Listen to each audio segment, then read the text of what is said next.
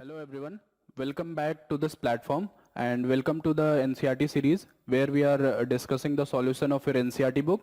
So in this video we will be starting part 2 of your class 12 physics जो इस chapter में हम लोग बेसिकली जिस चैप्टर का हम लोग डिस्कस करने वाले हैं वो है तुम्हारा chapter number 9 ray optics and optical instrument. So let us start the video. So ये तुम्हारा पहला क्वेश्चन है तो क्वेश्चन देखते हैं.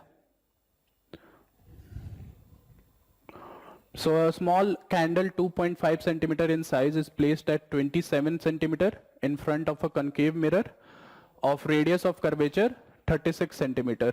ठीक है. So concave mirror के सामने इस कैंडल को रखा गया है और उसका radius of curvature जो है 36 centimeter है.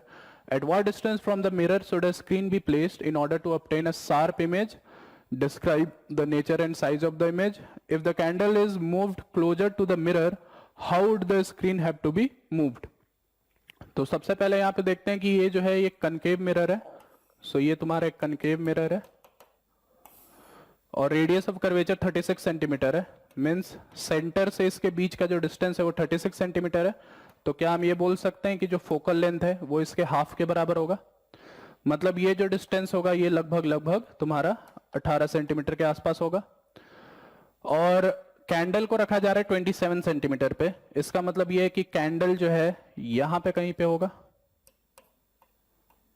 फोकल लेंथ और फोकस और सेंटर ऑफ कर्वेचर के बीच में होगा. ठीक है. सो मिरर फॉर्मूला का यूज करते हैं. 1/v plus 1/u is equal to 1/f. So 1/v sine convention follow करेंगे अगर तो u की जो वैल्यू होगी वो पोल के लेफ्ट साइड में है. हम लोग इंसिडेंट रे का डायरेक्शन हमेशा साइन कन्वेंशन के अकॉर्डिंग पॉजिटिव मानते हैं. सो पोल अगर ओरिजिन है तो पोल के आगे वाले जितने भी पॉइंट्स आएंगे वो सारे पॉजिटिव होंगे और पोल से पीछे वाले जितने भी सारे पॉइंट्स आएंगे वो निगेटिव आएंगे. तो ये जो ऑब्जेक्ट डिस्टेंस है वो पोल के लेफ्ट साइड में है. So it will be negative. So इस वजह से u की जो वैल्यू होगी वो हम रखेंगे -1/27. फोकल लेंथ जो है वो भी लेफ्ट साइड में ही है. सो इसकी भी वैल्यू जो होगी वो -1/18 रखेंगे. सो यहां से कैलकुलेशन करोगे, इसको उधर ले जाकर के ऐड करोगे तो v की वैल्यू जो होगी वो -54 सेंटीमीटर के बराबर आ जाएगी. सो इमेज जो है वो मिरर के इस साइड में फॉर्म हो रहा है. तो यहां पे तुमको कहीं पे स्क्रीन रखना पड़ेगा 54 सेंटीमीटर पे. ठीक है. So what is the nature of this image? तो इमेज जो होगा वो हम लोग यहाँ पे मैग्निफिकेशन से देख सकते हैं. मैग्निफिकेशन जो है वो -v/u होता है. सो माइनस रखोगे तो ये हो जाएगा 54 और u की वैल्यू जो है वो -27. सो इसका मतलब ये जो होगा ये -2 हो जाएगा. Negative sign suggest that image is inverted. Inverted होगा तो रियल भी होगा. ठीक है. तो रियल इमेज है और इन्वर्टेड है और मैग्निफिकेशन ट्वाइस है मतलब 2 टाइम्स है. इसका मतलब ये है कि साइज ऑफ द कैंडल जो होगा 2.5 से डबल हो जाएगा. सो इसका मतलब हाइट ऑफ इमेज जो होगा वो बेसिकली हो जाएगा 2 × 2.5 that is 5 centimetre. So real, inverted, magnified ये नेचर ऑफ इमेज होगा और साइज ऑफ द इमेज जो होगा वो 5 सेंटीमीटर के बराबर हो जाएगा. नाउ दूसरे पार्ट में ये पूछा गया है कि how would the screen have to be moved if candle is moved closer to the mirror. अगर कैंडल को फोकस की तरफ हम लेके आएंगे तो ऑब्वियस सी बात है तुम्हें पता है कि जो इमेज बनेगा वो इंफिनिटी पे बनेगा.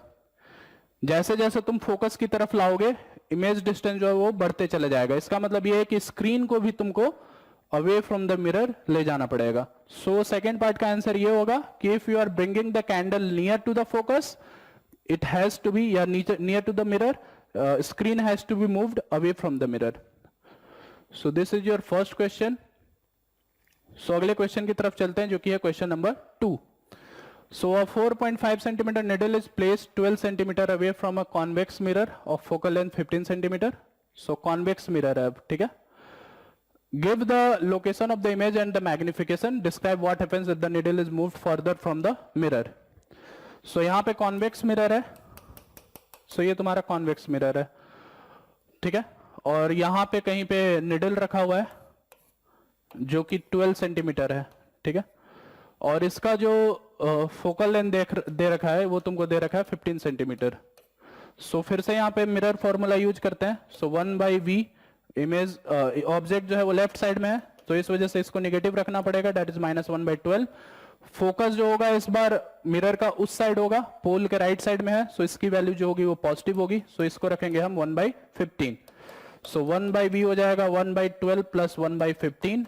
सो यहाँ पे एलसीएम ले सकते हो, 60 एलसीएम हो जाएगा, तो ये हो जाएगा 5 + 4। सो इसका मतलब v की वैल्यू आ जाएगी 16/9 सेंटीमीटर। v की वैल्यू पॉजिटिव आ रही है, इसका मतलब ये है कि इमेज जो होगा वो इस साइड बनेगा, राइट साइड में बनेगा, पोल के राइट साइड में। So location of the image behind the mirror 60/9 centimetre from the pole. Magnification निकालने के लिए हम लोग यहाँ पे यूज कर सकते हैं -v/u। सो ये हो जाएगा -60/9 divided by u, that is -12, तो ये हो जाएगा 5/9 के बराबर। सो अगर मैं निडल को अब फर्दर फ्रॉम द मिरर, अगर मैं इसको दूर कर रहा हूं, ठीक है, मान लो इसको मैं इंफिनिटी पे कर दिया, तो तुमको पता है कि इंफिनिटी का इमेज जो होगा वो वर्चुअली फोकस पे बनता है इसका। तो इसका मतलब ये होगा कि जो इमेज होगा वो उधर की तरफ शिफ्ट होगा। So if you are shifting the object away from the mirror, image will also shift away from the mirror towards focus. तो ये तुम्हारा सेकेंड पार्ट का आंसर हो जाएगा, ये तुम्हारा सेकेंड क्वेश्चन है। ठीक है, तीसरे क्वेश्चन पे आते हैं। A tank is filled with water to a height of 12.5 centimeter. The apparent depth of a needle lying at the bottom of the tank is measured by a microscope to be 9.4 centimeter. तो apparent depth इतना है, real depth इतना है, ठीक है। So what is the refractive index of water? So formula लगा सकते हो apparent depth वाला। So D apparent जो होगा वो D actual by N relative होगा। So D apparent 9.4 दे रखा है, actual दे रखा है 12.5, और n रिलेटिव हो जाएगा n water by n air. n relative जब भी निकलता है तो हम हमेशा नीचे से ऊपर की तरफ जाते हैं। So refractive index of air is 1, so nw जो होगा that is refractive index of water, ये हो जाएगा 12.5 बाई 9.4। ठीक है, सो यहां पे तुम कैलकुलेट करोगे, इसको कैलकुलेटर से कैलकुलेट कर लेना, तो nw की जो वैल्यू आएगी वो आएगी 1.32 के बराबर। सो दूसरा पार्ट में पूछा जा रहा है अब कि if water is replaced by liquid of refractive index 1.63 up to same height, by what distance would be the microscope have to be moved to focus on the needle again. ठीक है, तो अगर मान लो वाटर की जगह पे कोई दूसरा अगर मान लो लिक्विड भरा जा रहा है, तो डी अपेरेंट जो होगा वो डी एक्चुअल जो कि सेम दे रखा है 12.5 by n relative that is 1.63। So यहां पे जब इसको कैलकुलेट करोगे तो अपेरेंट डेप्थ की जो वैल्यू आएगी वो आएगी 7.66 सेंटीमीटर। ठीक है, मतलब रियल डेप्थ पहले 12.5 था, तो अपेरेंट डेप्थ 9.4 दिखा। इसका मतलब लगभग 2 से 3 सेंटीमीटर जो है ऊपर की तरफ शिफ्ट हुआ। सो इस केस में अपेरेंट डेप्थ जो है 7.66 है, तो लगभग 4 सेंटीमीटर के आसपास ये ऊपर की तरफ शिफ्ट होगा। तो इसका मतलब ये है कि माइक्रोस्कोप को भी थोड़ा सा ऊपर शिफ्ट करना पड़ेगा तुमको। ठीक है, तभी जाकर के उसको उस पे तुम फोकस कर पाओगे। ठीक है, इमेज जो है या हाइट जो है वो ऊपर की तरफ आ रहा है, तो ऊपर जो जिससे कि तुम फोकस कर रहे हो उसको भी तुमको ऊपर ले जाना पड़ेगा। ठीक है, तो कितना डिस्टेंस ऊपर ले जाना पड़ेगा वो हम इन दोनों के अपेरेंट डेप्थ को डिफरेंस से निकाल सकते हैं। तो डिस्टेंस टू बी मूव्ड जो होगा वो हो जाएगा 9.4 माइनस 7.66, जो कि आएगा लगभग 4, और ये 5 में से जगह 9, 8, 1.94 सेंटीमीटर के आसपास ऊपर की तरफ शिफ्ट करना पड़ेगा। सो ये है तुम्हारा क्वेश्चन नंबर 3। ठीक है, क्वेश्चन नंबर 4 पे आते हैं। Figure A and B shows refraction of a ray in air incident at 60 degree with the normal to a glass air and water air interface respectively. Predict the angle of refraction in glass when the angle of incidence in water is 45 degree with the normal to a water glass interface. So इन दोनों में तुमको दे रखा है incidence angle और refracted angle, इन दोनों में। तो तुमको इसमें प्रेडिक्ट करना है कि रिफ्रैक्टेड एंगल क्या होगा। सो स्नेल्स लॉ यूज करते हैं यहाँ पे। सो अगर मैं पहले वाले में स्नेल्स लॉ यूज करूं इस सेगमेंट में, तो यहां से अपने को एक्सप्रेशन मिलेगा N air sin 60 is equal to n glass sin 35। इसमें अगर स्नेल्स लॉ यूज करेंगे तो ये मिलेगा n air sine 60 is equal to n water sine 47, और इस वाले में स्नेल्स लॉ अगर यूज करेंगे तो इसमें मिलेगा अपने को n water sine 45 is equal to n glass sine r। ठीक है, तो एन डब्ल्यू और एन जी तो पता नहीं है अपने को, तो इधर से अपन सब्स्टिट्यूट करेंगे। ठीक है, तो एक काम करते हैं अपन एन डब्ल्यू की वैल्यू उठा करके यहां से यहां डालते हैं और एन जी की वैल्यू उठा करके यहां से यहां डालते हैं। सो ये इक्वेशन जो है ये दिखेगा तुम्हें, एन डब्ल्यू को उठा के डालो तो ये दिखेगा N A sine 60 divided by sine 47 into sine 45 is equal to N G की वैल्यू उधर से उठा के डालो, so N A sine 60 by sine 35 into sine R. So N A sine 60 और एन ए साइन 60 कट जाएगा, सो यहां से तुमको मिलेगा साइन आर की वैल्यू जो कि आएगी sine 45 by sine 47 into sine 35। So ये लगभग जो है यहां से आर की वैल्यू 38 डिग्री के आसपास आ जाएगी। जब तुम ट्रिग्नोमेट्रिक टेबल यूज करोगे तो आर की वैल्यू लगभग 38 डिग्री के बराबर आ जाएगी। इस तरीके से क्वेश्चन जो है सॉल्व हो जाएगा।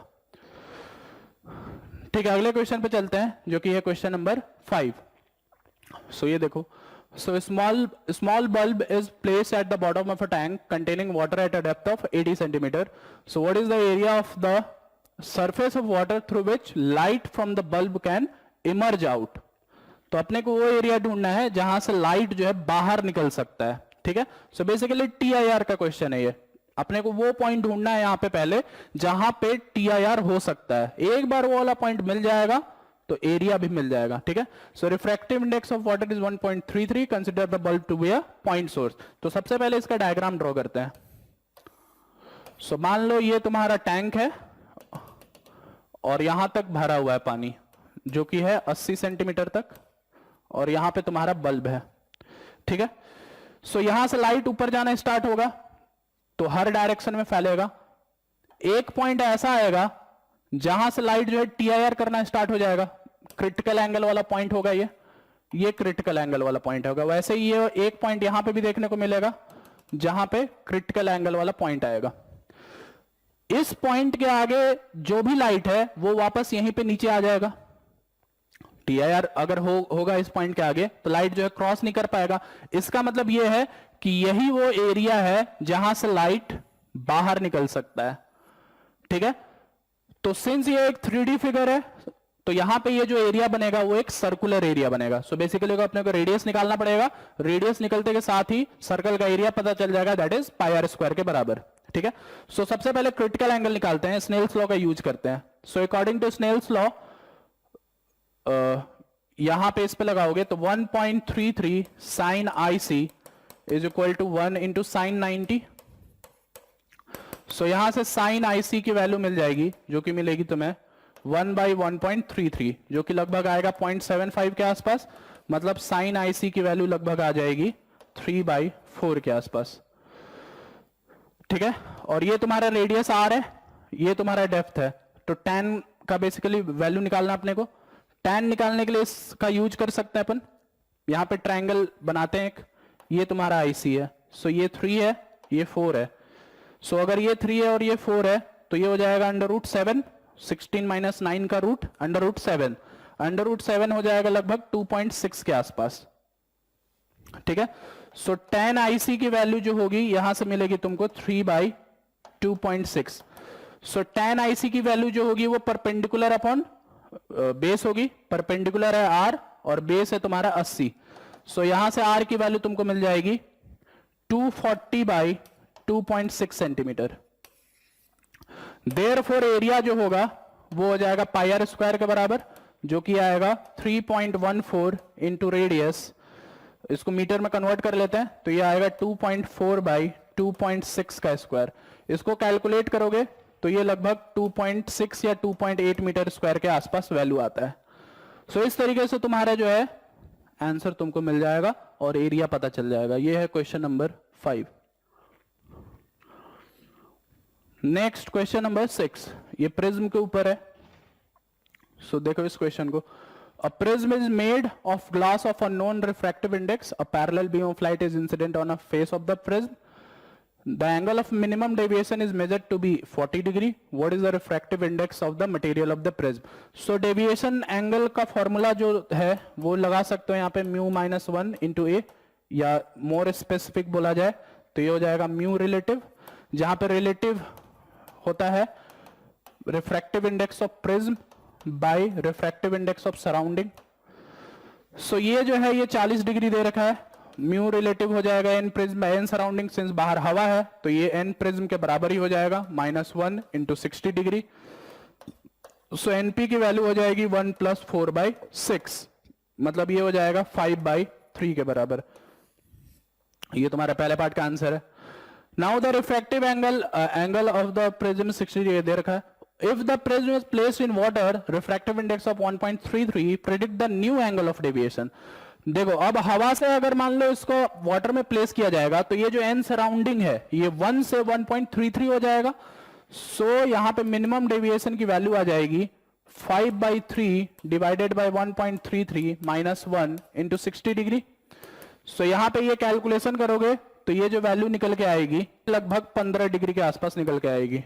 ये तुम्हारा क्वेश्चन नंबर 6 होगा. Next, question number 7. So double convex lens are to be manufactured from a glass of refractive index 1.55 with both faces of the same radius of curvature. So what is the radius of curvature required if the focal length is to be 20 centimeter? तो एक double convex lens बनाना है जिसका radius of curvature क्या होगा जिससे focal length 20 centimetre मिलेगा. इसका मतलब ये है कि ये बेसिकली लेंस फॉर्मूला के ऊपर डिपेंड करता है, ये formula lens maker formula.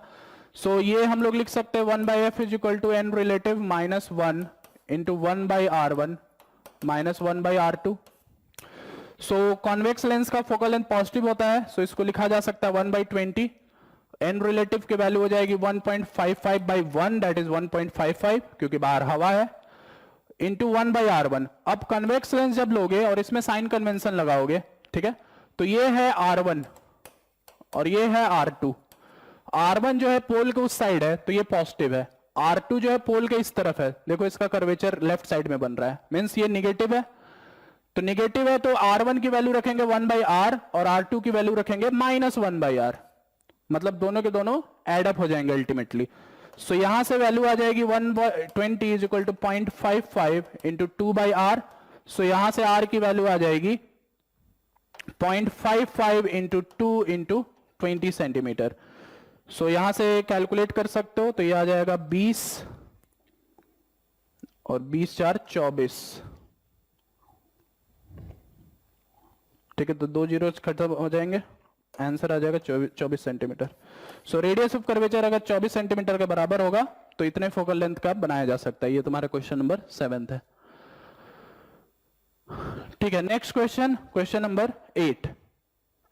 A beam of light converges at point P. Now a lens is placed in the path of convergent beam 12 centimeter from P. At what point does the beam converge if the lens is a convex lens? ठीक है, तो सबसे पहले part में बोला जा रहा है कि एक कन्वेक्स लेंस है, ठीक है, और यहां से एक लाइट जो है इस पे प्रोजेक्ट किया जा रहा था जो कि यहां पे कहीं पे कन्वर्ज हो रहा था, यहां से 12 सेंटीमीटर पे.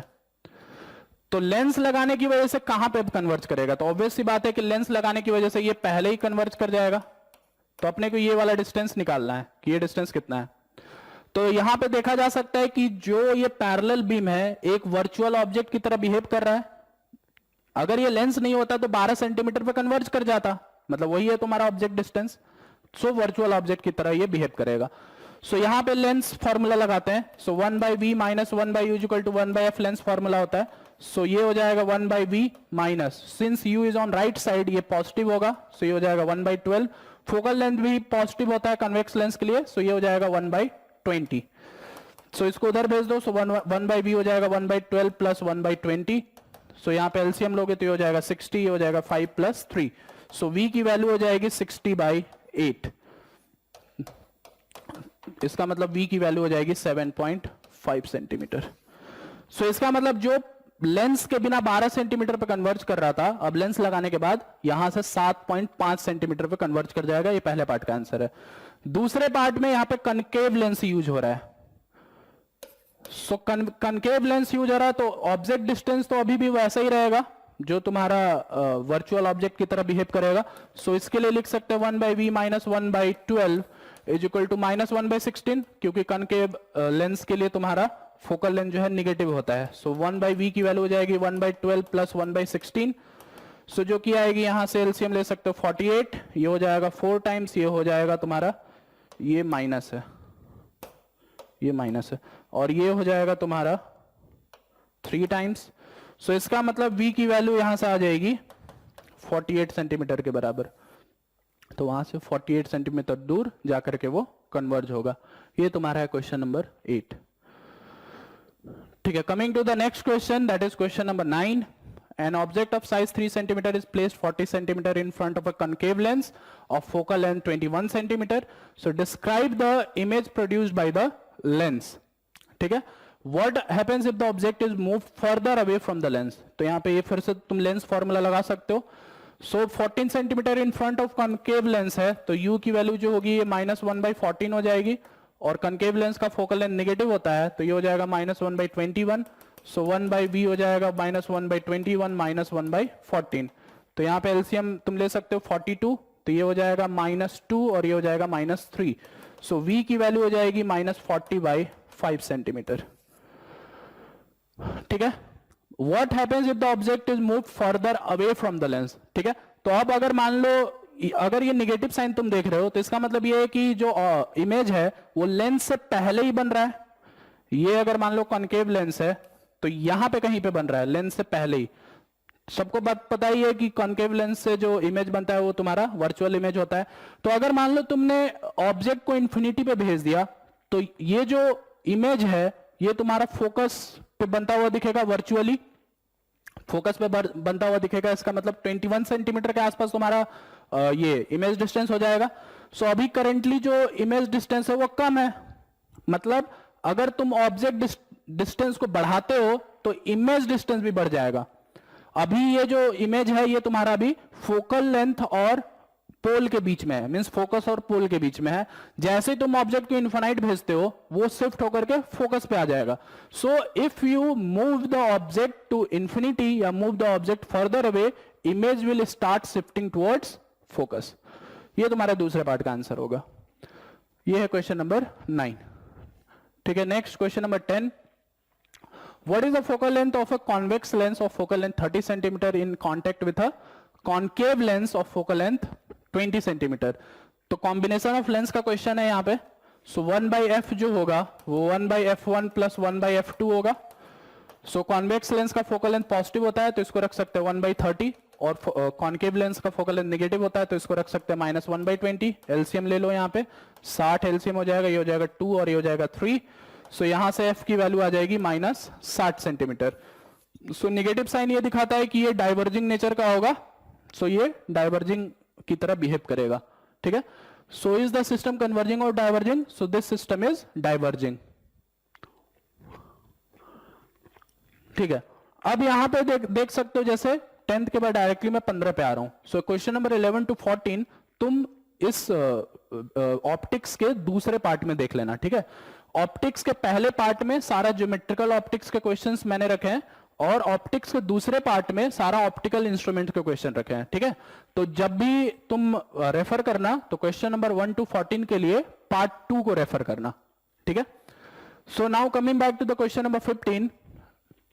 use the mirror equation to deduce that object placed between f and 2f of a concave mirror produces a real image beyond 2f।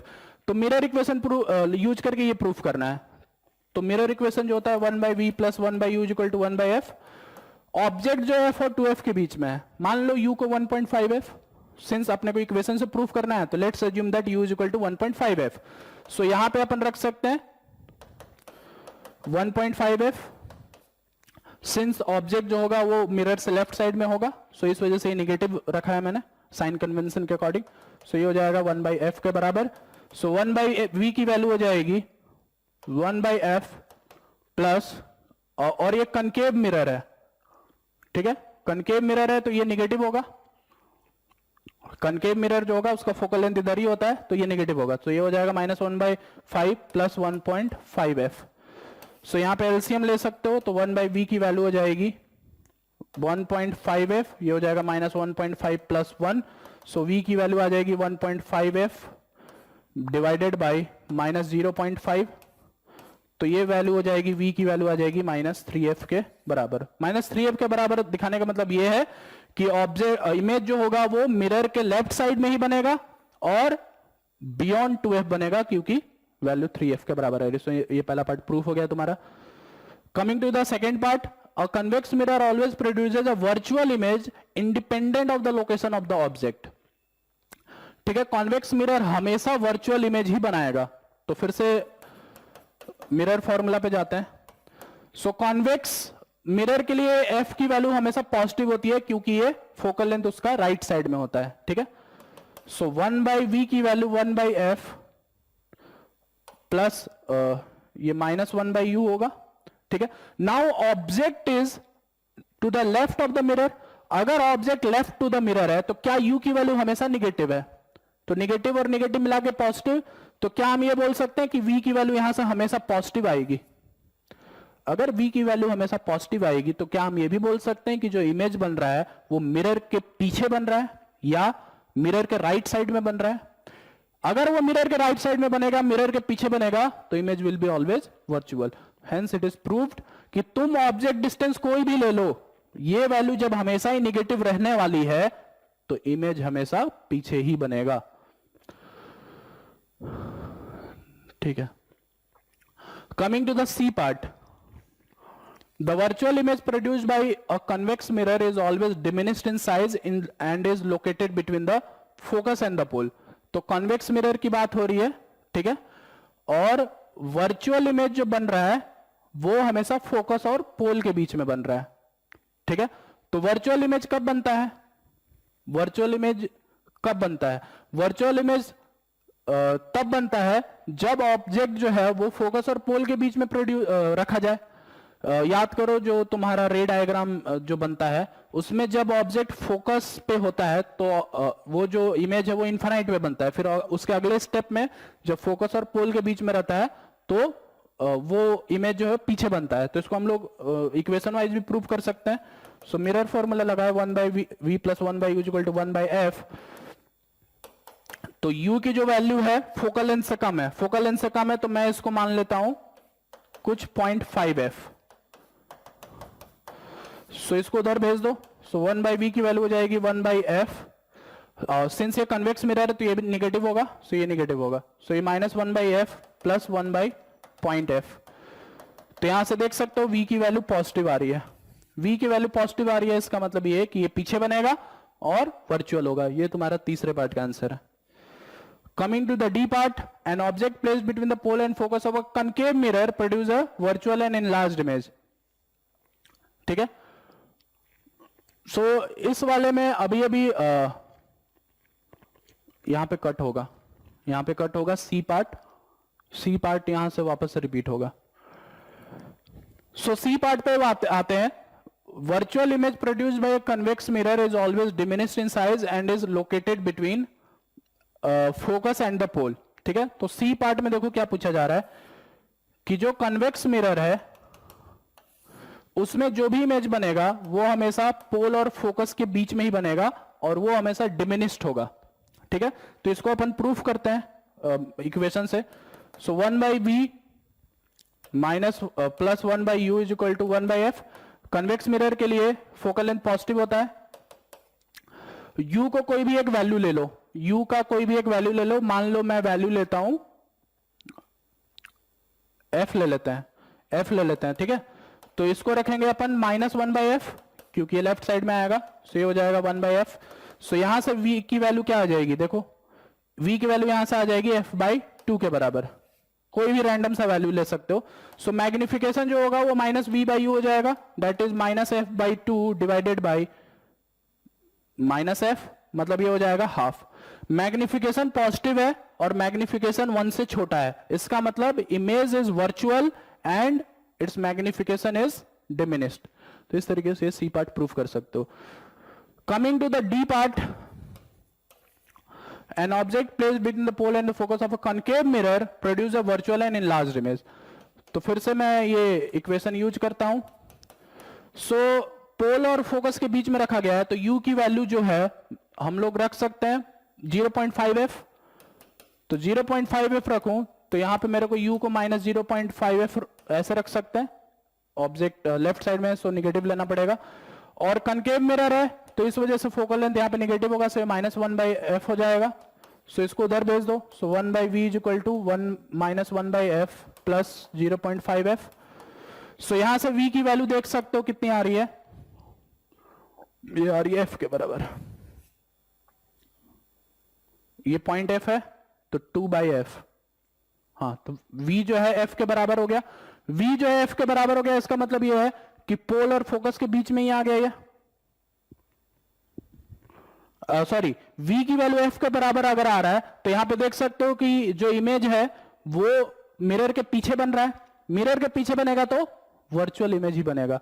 और अगर इसका मैग्निफिकेशन देखा जाए तो मैग्निफिकेशन माइनस v/u होगा। मैग्निफिकेशन में minus f/u that is minus 0.5f, मतलब magnification आ गया 2। सो ये बात भी दिखा रहा है कि ये इनलार्ज्ड होगा। सो पॉजिटिव साइन से भी देख सकते हो कि ये वर्चुअल होगा, और 2 से ये देख सकते हो कि ये इनलार्ज्ड होगा। इस तरीके से ये इक्वेशन से इसको ऐसे प्रूफ कर सकते हो। Coming to the next question, that is question number 16। A small pin fixed on the tabletop is viewed from above a distance of 50 centimeter.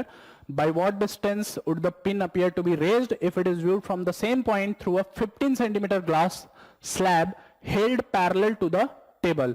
Refractive index of glass is 1.5. Does the answer depend on the location of the slab?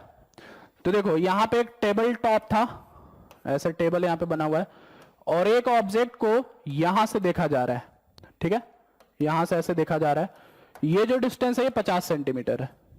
अब क्या किया गया, इसके बीच में एक slab डाल दिया गया जिसका थिकनेस जो है वो 15 सेंटीमीटर के बराबर है। तो बोला जा रहा है कि ये कितना रेज इसमें दिखेगा, कितना ऊपर ये बढ़ जाएगा। ठीक है, पहले डेप्थ 50 था, अब कितने डेप्थ पे दिखेगा। तो जो भी रेज आएगा वो इस स्लैब की वजह से आएगा, इस स्लैब की वजह से। तो इसका जो डी अपेरेंट है वो तुम निकाल सकते हो, d actual divided by N relative से। सो ये हो जाएगा 15। सिंस इसकी वजह से सिर्फ आ रहा है तो हम सिर्फ इसमें देखेंगे। ठीक है, स्लैब की वजह से आ रहा है रेज, तो सिर्फ स्लैब में देखेंगे कि कितना रेज आ रहा है। सो आएगा 15 by N relative that is 1.5, मतलब ये हो जाएगा 10 सेंटीमीटर। तो जो गैप 15 सेंटीमीटर दिखना चाहिए था वो गैप अब 10 सेंटीमीटर दिख रहा है। इसका मतलब 5 सेंटीमीटर क्या है ऊपर बढ़ चुका है। तो rays will be by 5 centimetre. ठीक है, does the answer depend on the location of the slab? क्या मैंने यहां पे लोकेशन ऑफ द स्लैब का कहीं पे यूज किया है? नहीं। तो इसका मतलब यह है कि आंसर भी डिपेंड नहीं करेगा। तुम स्लैब को ऊपर रखो या स्लैब को नीचे करो, जहां पे भी स्लैब होगा रेज उसी की वजह से वहीं पे देखने को मिलेगा। ठीक है, तो इस वजह से स्लैब का लोकेशन पे डिपेंड नहीं करता है, और रेज हर केस में 5 सेंटीमीटर के बराबर ही मिलेगा तुम्हें। ये है क्वेश्चन नंबर 16। ठीक है, क्वेश्चन नंबर 17 ये काफी अच्छा क्वेश्चन है। ठीक है, तो इसको थोड़ा अच्छे से डिस्कस करते हैं। देखो इस क्वेश्चन को। So figure 9.32 shows a cross section of a light pipe made of a glass fiber of refractive index 1.68. The outer covering of the pipe is made of a material of refractive index of 1.44. तो यहां पे देख सकते हो कि ये outer layering है और ये पाइप है। इसका रिफ्रैक्टिव इंडेक्स 1.44 है और इस वाले का 1.68 है। ठीक है, so what is the range of angles of the incident rays with the axis of the pipe for which total reflections inside the pipe take place as shown in the figure. So अपने को I की value के बारे में बताना है कि I की क्या वैल्यू होनी चाहिए जिससे कि इस पाइप पे TIR हो। ठीक है, तो TIR कैलकुलेट करने के लिए सबसे पहले हम इसका क्रिटिकल एंगल जानते हैं कि इसका क्रिटिकल एंगल आखिर है कितना। तो क्रिटिकल एंगल जानेंगे यहां से, इस सरफेस से। तो लगाते हैं यहां पे क्रिटिकल एंगल का concept. So 1.68 into sin IC is equal to 1.44 into sin 90. IC की वैल्यू यहां से लगभग निकल के आएगी 59 डिग्री के आसपास। अगर IC की वैल्यू 59 डिग्री है तो यहां के बाद वाले एंगल पे TIR होने लगेगा। तो इसका मतलब यह है कि I' की वैल्यू 59 डिग्री से हमेशा ज्यादा होना चाहिए, ठीक है। आईडस और आईसी यहां पे ये यही वाला जो है यही डिसाइड करेगा कि टीआईआर हो रहा है कि नहीं। सो अगर आईडस की वैल्यू 59 है, इस ट्रायंगल में देखो, राइट एंगल ट्रायंगल में आईडस की वैल्यू 59 है, तो आर की वैल्यू जो होगी वो 31 हो जाएगी। तो क्या हम ये बोल सकते हैं कि आर की वैल्यू जो है वो 31 डिग्री से छोटी हो गई? ये 59 से बढ़ते चला जाएगा तो ये 31 से छोटा होता चला जाएगा। जैसे मान लो ये 60 हो गया तो ये 30 हो जाएगा, ये 65 हो गया तो ये 25 हो जाएगा। मतलब आर की वैल्यू 31 से ये कम होती चली जाएगी। अगर आर की वैल्यू 31 से कम है तो इस जंक्शन पर अगर हम स्नेल्स लॉ का यूज करें, that is 1 into sine I is equal to 1.6 into sine r, तो 31 डिग्री रखने पे आई की वैल्यू जो है वो लगभग आती है 53 डिग्री के आसपास।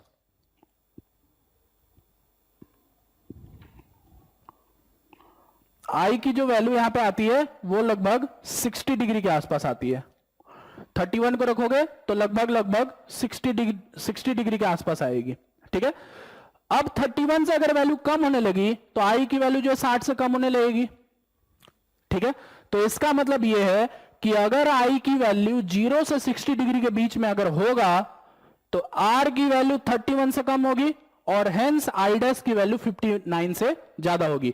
सो the answer will be 4 i equal to 0 से 60 degree T I R will happen here, ठीक है। Coming to the second part, what is the answer if there is no outer covering.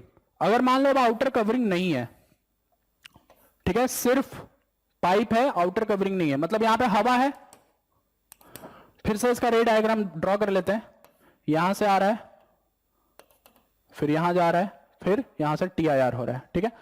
तो ये जो आई डैश है ये are है और ये आई है, ठीक है।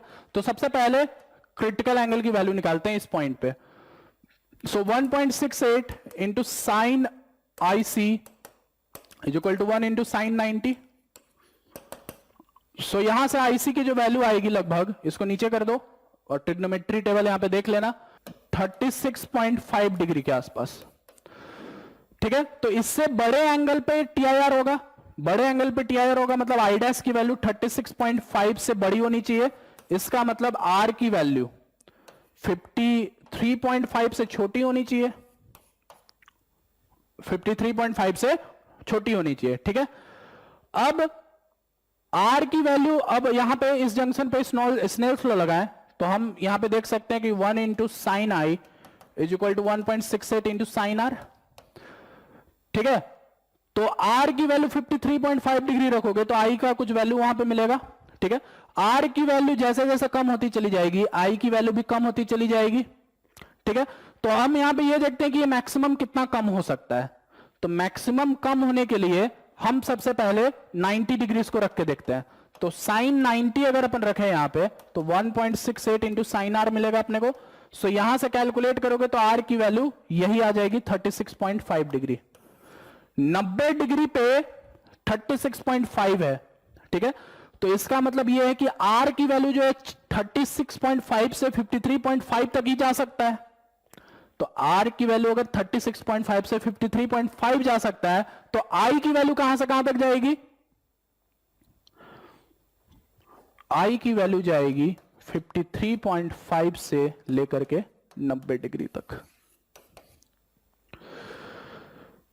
ये तुम्हारा क्वेश्चन है, काफी अच्छा क्वेश्चन था, इस तरीके से ऐसे सॉल्व कर सकते हो।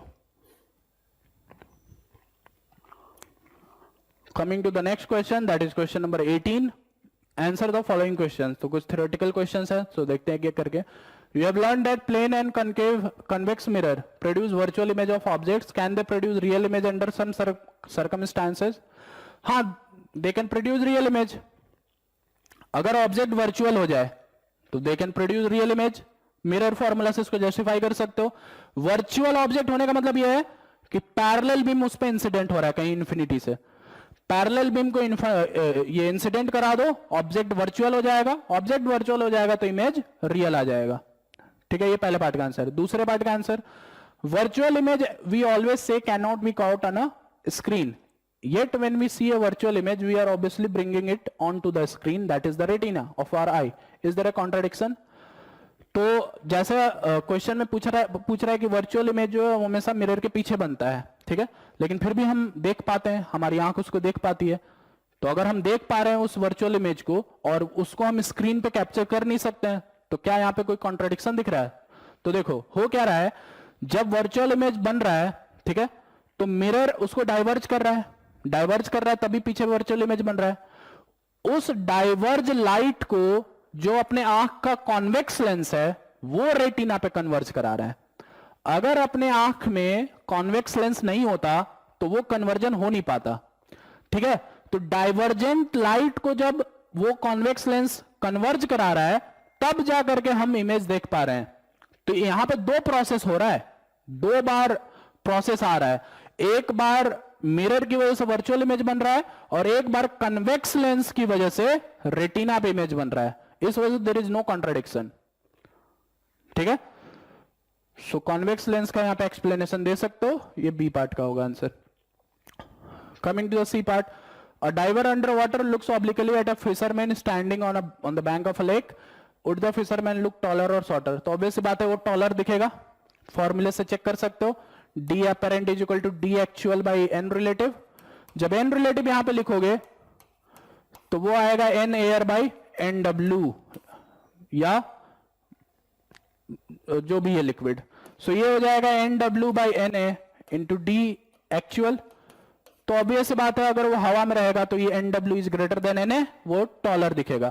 एन रिलेटिव की वैल्यू यहां पे उल्टी हो जाएगी क्योंकि ऑब्जर्वर पानी में है, पानी से ऊपर देख रहा है, ठीक है। Coming to the next part, D part, does the apparent depth of the tank of water change if viewed from obliquely? If so does the apparent depth increase और डिक्रीज? देखो टैंक है यहां पे और तुम अगर नॉर्मल के आसपास देख रहे हो, ठीक है, तो नॉर्मल के आसपास देखोगे तो डेप्थ का अंदाजा नहीं ले पाओगे, डेप्थ जो है तुम जज नहीं कर पाओगे कि कितना है। लेकिन अगर साइड से देखोगे तो ये जो डेप्थ है ऊपर आता हुआ दिखेगा फॉर्मूले से, D apparent is equal to D actual by N relative से, वो तुम देख पाओगे कि हां थोड़ा सा हाइट जो है वो बढ़ा हुआ दिख रहा है, एक्चुअल डेप्थ से थोड़ा सा ऊपर है। इस वजह से नॉर्मल के बगल में अगर तुम देखोगे तो एक्चुअल डेप्थ जो है वो घटता हुआ दिखेगा, अपेरेंट डेप्थ जो है थोड़ा सा ऊपर की तरफ दिखेगा। So apparent depth will actually increase, ठीक है। Now coming to the E part,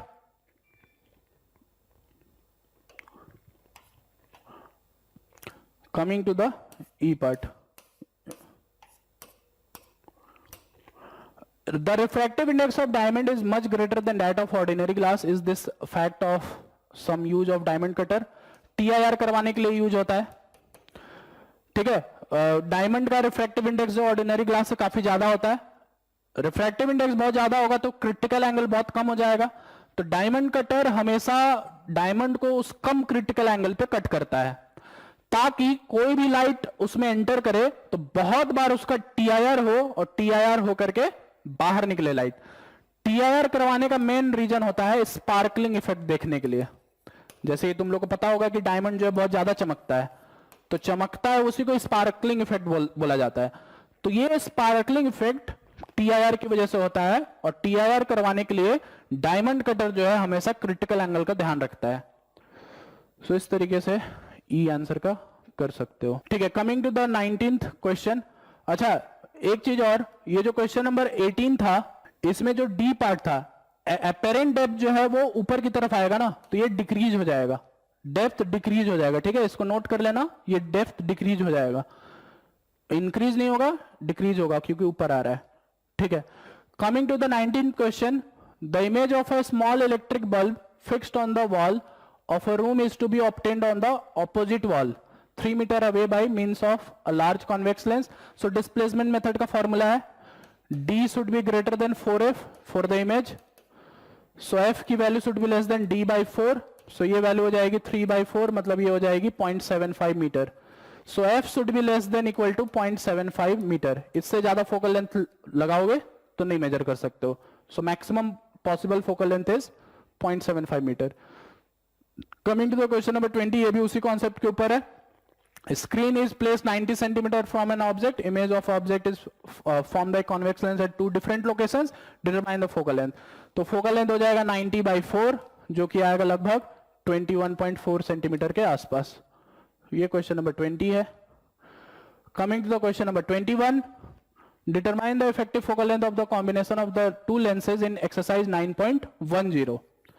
If they are placed 88 centimeter apart with their principal axis coincident. तो तुमको पता है कि एक जो था उसमें कॉन्वेक्स लेंस था. 9.10 को चेक करना. कॉन्वेक्स लेंस का फोकल लेंथ 1/30 था और कॉन्वेक्स लेंस का 1/30 था और कॉन्केव लेंस का जो था बेसिकली 20 सेंटीमीटर था. तो एक जो होगा 1/30 हो जाएगा और एक जो होगा 1/20 के हिसाब से चलेंगे. सो सिंस दोनों के बीच में डिस्टेंस है तो यहां पे F इक्विवेलेंट निकलेगा 1/f1 plus 1/f2 minus D f1 f2 के फॉर्मूले से. सो ये वैल्यू हो जाएगा 1/30 plus minus 1/20 minus D that is 8 30 into minus 20. सो ये वैल्यू यहां से कैलकुलेट करोगे तो F इक्विवेलेंट की जो वैल्यू निकल के आएगी वो निकल के आएगी -300 सेंटीमीटर के बराबर.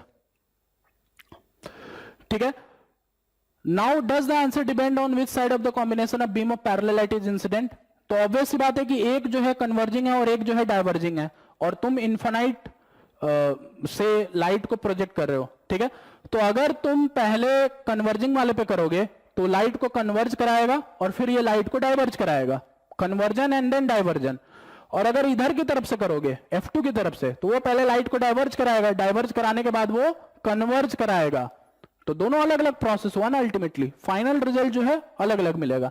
सो इस वजह से इट विल डिपेंड कि किस तरफ से लाइट को प्रोजेक्ट किया जा रहा है. So is the notion of effective focal length of the system useful? So it is not useful. ठीक है. क्योंकि लेफ्ट साइड से इंसिडेंट कराओ तो कुछ अलग रिजल्ट, राइट साइड से इंसिडेंट कराओ तो कुछ अलग रिजल्ट. तो इफेक्टिव फोकल लेंथ का यहां पे कोई भी नोशन जो है वो यूजफुल नहीं होगा. ठीक है. जैसे कि एग्जांपल के तौर पे जैसे मान लो कन्वेक्स लेंस अगर मैं एक लूं तो तुम लेफ्ट साइड से इंसिडेंट कराओ चाहे राइट साइड से इंसिडेंट कराओ, दोनों में बराबर टाइप का तुमको इफेक्ट देखने को मिलेगा. लेकिन यहां पे इफेक्ट अलग अलग देखने को मिल रहा है. इस वजह से ऐसा यूजफुल इफेक्ट कुछ भी देखने को नहीं मिलेगा. So coming to the B part. An object 1.5 centimeter in size is placed on the side of the convex lens in the arrangement A above. ठीक है. तो यहां पे convex lens है, यहां पे concave lens है. दोनों के बीच में डिस्टेंस 8 सेंटीमीटर है और यहां पे एक ऑब्जेक्ट को रखा जा रहा है यहां से 40 सेंटीमीटर पर. Determine the magnification produced by the two lens system and the size of the image. ठीक है. तो सबसे पहले रिफ्रैक्शन इस पे होगा और फिर बाद में रिफ्रैक्शन इस पे होगा. ठीक है. तो इसमें लेंस फॉर्मूला लगाते हैं. So 1/v minus 1/40 is equal to 1/30. So यहां से v की वैल्यू आ जाएगी 120 सेंटीमीटर के बराबर. तो इमेज जो होगा यहां पे कहीं पे बनेगा 120 सेंटीमीटर पे. तो इफेक्टिव इससे कितना हो जाएगा डिस्टेंस. सो u इफेक्टिव उसके लिए हो जाएगा 120 माइनस 8 दैट इज 112 सेंटीमीटर. ठीक है. 120 इधर की तरफ बनेगा तो इससे डिस्टेंस जो होगा वो 112 हो जाएगा. सो इसमें अगर लेंस फॉर्मूला लगाया जाए तो इसके लिए लिख सकते हैं 1/v minus 1/112 is equal to 1/f मतलब -1/20 क्योंकि 112 वो उधर की तरफ जा रहा है. सो यहां से कैलकुलेशन करोगे तो v की वैल्यू जो मिली -112/20 इंटू 90. सो इसके लेफ्ट साइड में इतने डिस्टेंस पर तुमको ये इमेज मिलेगा. So coming to the magnification. Magnification मिलेगा तुमको m1 इंटू m2. दोनों लेंस का मल्टीप्लाई करोगे तो पहले लेंस का मैग्निफिकेशन हो जाएगा 120/-40 और दूसरे वाले का होगा -112 इंटू 20/90 डिवाइडेड बाई 112. तो दोनों को कैलकुलेट करोगे तो यहां से मैग्निफिकेशन की जो वैल्यू है मिलेगी 0.652 सेंटीमीटर के आसपास. ठीक है. इस कैलकुलेशन में इसको ये देख लेना, ये 90 नहीं ये 92 आता है, ये 92 आता है. तो इतना मैग्निफिकेशन होगा. तो इतना मैग्निफिकेशन होने के बाद मतलब ये है कि जो साइज होगा इमेज का वो डिमिनिश्ड साइज मिलेगा. तो हाइट ऑफ इमेज जो होगा वो तुमको मिलेगा 1.5 इंटू 0.652। तो इन दोनों को मल्टीप्लाई करोगे तो इमेज का जो हाइट मिलेगा वो मिलेगा 0.98 सेंटीमीटर के बराबर। सो ये जो है ये तुम्हारा बी पार्ट है। Coming to the last question of this part, बाकी क्वेश्चन जो है अगले पार्ट में हम डिस्कस करेंगे। सो ये इस क्वेश्चन को देखो, at what angle should a ray of light be incident on the face of a prism of refracting angle 60 degree so that it just suffers TIR at the other face. Refractive index of the material of the prism is 1.524. So यहां पे इसका रे diagram बनाते हैं। यहां से light incident हो रहा है, इस पे जा रहा है और यहां पे TIR हो रहा है, जस्ट TIR हो रहा है, ठीक है। सो अगर जस्ट TIR हो रहा है तो अपने को इस I की वैल्यू बतानी है, ठीक है। रिफ्रैक्टिंग एंगल जो है ये 60 डिग्री के बराबर है। तो सबसे पहले इस पे हम लोग स्नेल्स लॉ का यूज करते हैं। ये मान लो है तुम्हारा R2 और ये मान लो है तुम्हारा R1। So 1.524 into sine R2 is equal to 1 into sine 90। So यहां से R2 की वैल्यू लगभग मिलेगी तुमको 41 डिग्री के आसपास। नाउ R1 प्लस R2 ये 60 डिग्री के बराबर होता है, तो R1 की वैल्यू यहां से तुमको मिलेगी लगभग 19 डिग्री के आसपास। अब पहले वाले जंक्शन पे फिर से स्नेल्स लॉ लगाओ, तो 1 into sine I is equal to 1.524 into sine R1। So I की वैल्यू, R1 की वैल्यू यहां पे पुट करो, तो I की वैल्यू जो है 30 डिग्री के बराबर। सो ये तुम्हारा आंसर होगा, इतने एंगल ऑफ इंसिडेंस पे जस्ट इसका TIR हो जाएगा। सो ये तुम्हारा पहले पार्ट में हम लोग इतने सारे क्वेश्चन जो है ये कवर किया हमने। रिमेनिंग ऑफ द क्वेश्चन जो होगा वो हम सेकेंड पार्ट में कवर करेंगे, उस वीडियो को रेफर करना। सो इस वीडियो को यहीं पे क्लोज करते हैं।